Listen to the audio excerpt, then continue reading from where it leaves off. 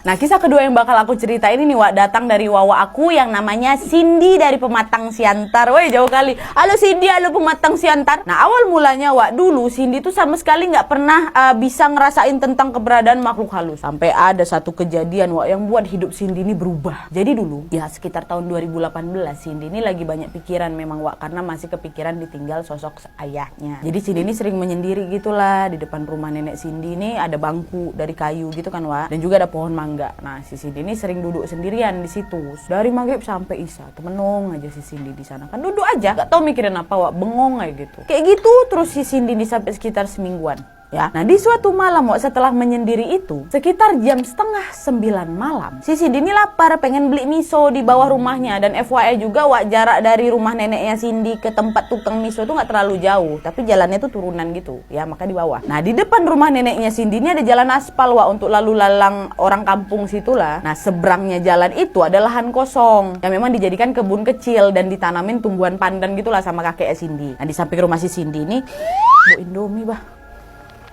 Aduh lapar aku jadi. Nah ulang. Nah di samping rumahnya nenek Cindy ini ada rumah tetangga juga. Astinya makan Indomie ya. Aduh enak kali ya.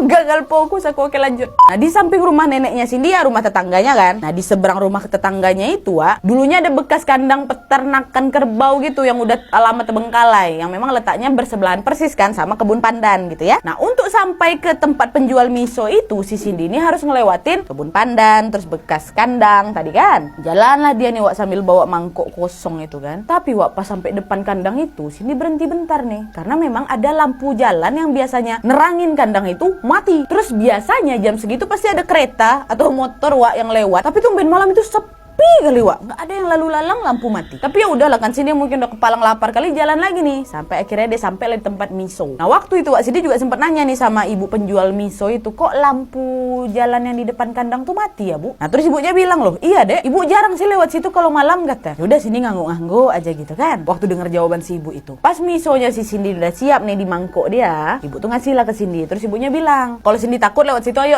ibu antarin sampai depan, terus nanti Bu liatin kamu dari bawah. Tapi karena mungkin malu Cindy ini kan Wak, dia bilang nggak apa-apa Bu, makasih, nggak apa-apa kok, Cindy sendirian aja balik ya katanya. Akhirnya jalan lah nih Bu mangkok miso tuh kan balik ke rumah. Sambil jalan tuh Wak, Cindy nggak lupa nih baca-baca doa, karena memang perasaan si Cindy ini sebenarnya udah nggak enak gitu. Ternyata betul aja Wak, pas sampai depan kandang, kira udah mau nyampe rumahnya, Cindy terdiam masih dengan memegang mangkok miso itu Wak, menatap ke arah kebun pandan. Ya, terus Wak, di atas tanaman pandan itu ada baju putih besar kali, baju putih besar melayang hampir menutupi semua tanaman pandan itu. Pas Cindy ngelihat ke arah wajahnya Wak, dia pun nengok nih ke arah wajahnya si Cindy. Wajahnya pucat putih kali, terus dia nyengir dengan rambutnya yang panjang dan terurai. Kuntilanak besar lagi nih.